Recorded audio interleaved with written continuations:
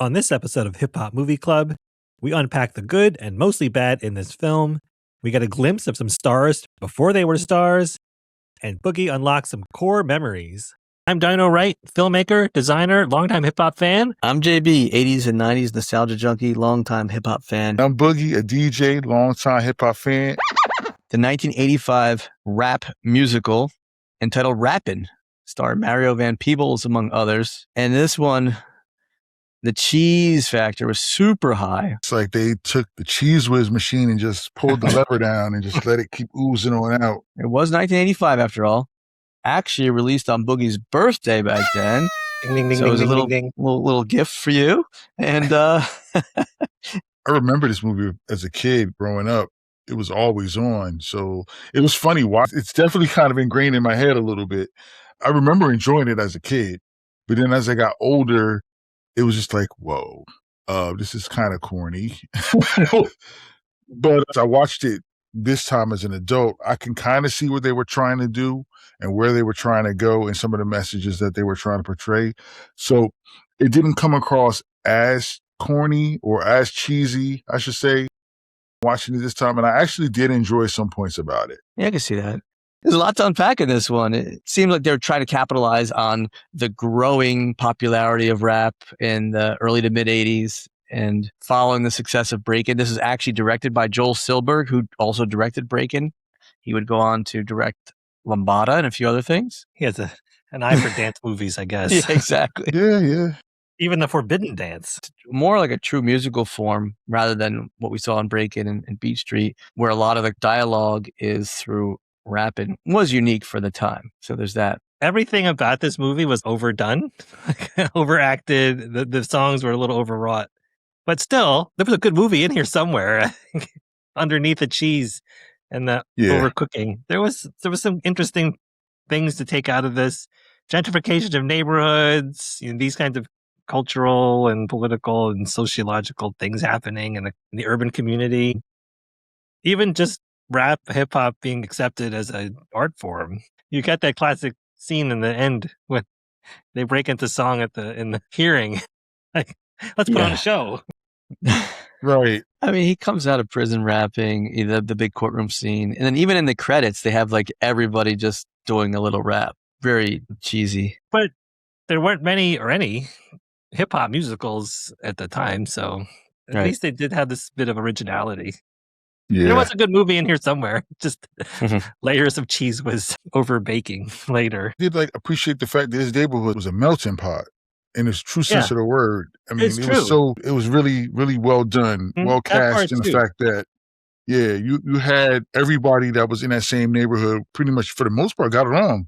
And they all had the common goal of trying to be treated fairly by the landlord. And ultimately, which they didn't even realize at the moment, was stopping this gentrification of their neighborhood by this Thorndike guy and his corporation. So that was very well portrayed. And I did appreciate seeing that. But yeah, we had Rappin' Hood and his merry men. Yeah. Come on, son. I mean, literally stealing and giving to the poor. Literally saying how to be a play on words. Like literally stealing. With Richie's food and food and oil. Job and in the oil. But like subsistence items, things you actually need. Yeah. You actually need food and heat. It's fun to see these younger actors at the time on the screen. Mario Van Peebles, Eric LaSalle, who had gone to an amazing career with ER and multiple films. Ice-T has a small cameo rapping in this as a youngster. And Kadeem Hardison, who would go on to play Dwayne Wayne in A Different World. Mario Van Peebles popped up in one of the movies that we previously reviewed. He was in New Jack City as well. And most people know Eric LaSalle from, like you said, ER, but the other role is he plays Soul Glow Prince Daryl Jenkins in Coming to America. Of course. Yeah. Can't think of him other than Dr. Benton or Daryl from Coming to America. They're showcasing a lot of talent, different musical acts. And the Force MDs, Itching for a Scratch, Warren Mills, among others. Yeah.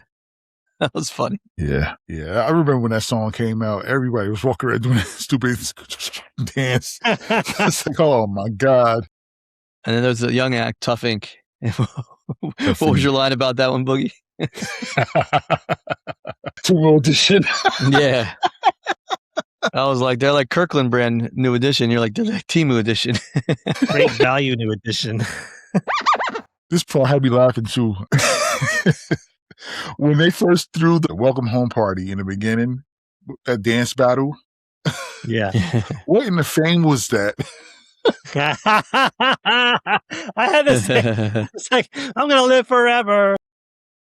I thought it was about to start breakdancing. It was pop locking or something. They broke out the Leroy from Fame dancing. I'm like, whoa. Remember my name. Yeah, I'm going to live forever. The album alley is going on here.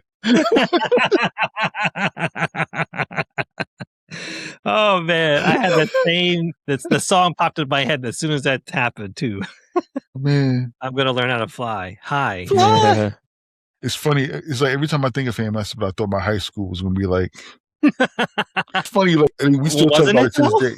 Nah, it's crazy because we didn't have dance. Dance is there now, but it wasn't there when I was a student.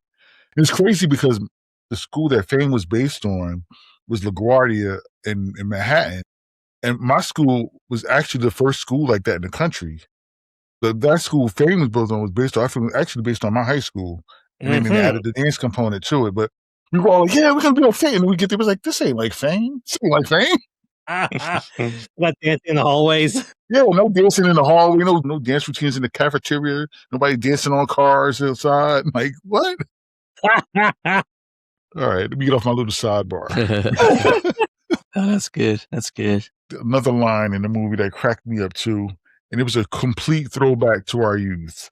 It was when Alan was hiding out from Hood. F sold the radio that he stole and was hiding out with the crew, and Hood came to pick him up, and he said, "It's late at night. Do you know where your children are?" Yeah. I was like, "Whoa, remember that? The 10 o'clock, the 10 p.m. commercial that had to remind parents that they actually had kids." Yeah. It's 10 p.m. Do you know where your children are? Hi, bros. You want to rate this film? All right. It's still a toss-up for me right now, even right now. Like Boogie, you are our leadoff hitter, so I'm putting you on the spot. So for 1985's Rappin', would you bring this funky flick back or leave it in the vault? This song is not necessarily on the hip hop bingo card. Like you don't have to, you're not going to lose if you don't pick this movie. But so in that instance, man, it kind of brought a lot of nostalgia back for me though too. I laughed a lot. You know what?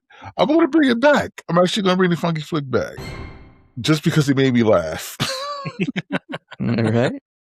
Dino Right for Rappin', would you bring this funky flick back or leave it in the vault? I'm going to leave this in the vault. It's only for the most serious, studious of hip hop fans to watch this movie. Yeah. Positive things as there were in this film. You can spend your time better elsewhere. So I also will leave this in the vault, but I got to tell you, Boogie, you almost convinced me because you brought up a lot of salient points about its redeeming value, but still I agree that your time would be better off elsewhere. So I will say leave it at the vault. Yeah. I put it on while I'm cleaning or something and let it go right in the background. Yeah, I mean, I like that it was part of your childhood. That's cool. Thank you for tuning in to the Hip Hop Movie Club show. The show for serious hip hop fans who want to deepen their cultural knowledge. I'm Dino Wright, filmmaker, designer, longtime hip hop fan, and itching for a scratch by the Force MDs in this film, co-written by Doug Wimbish from Living Color. Nice. I'm JB, 80s and 90s nostalgia junkie, longtime hip hop fan. And simple and plain, give me the lane, I'll throw it down your throat like Barkley. Yes, you sure did. And I'm Boogie, a DJ, alongside hip hop fan, and in the words of the immortal A Tribe Called Quest, can I kick it? Yes, you can.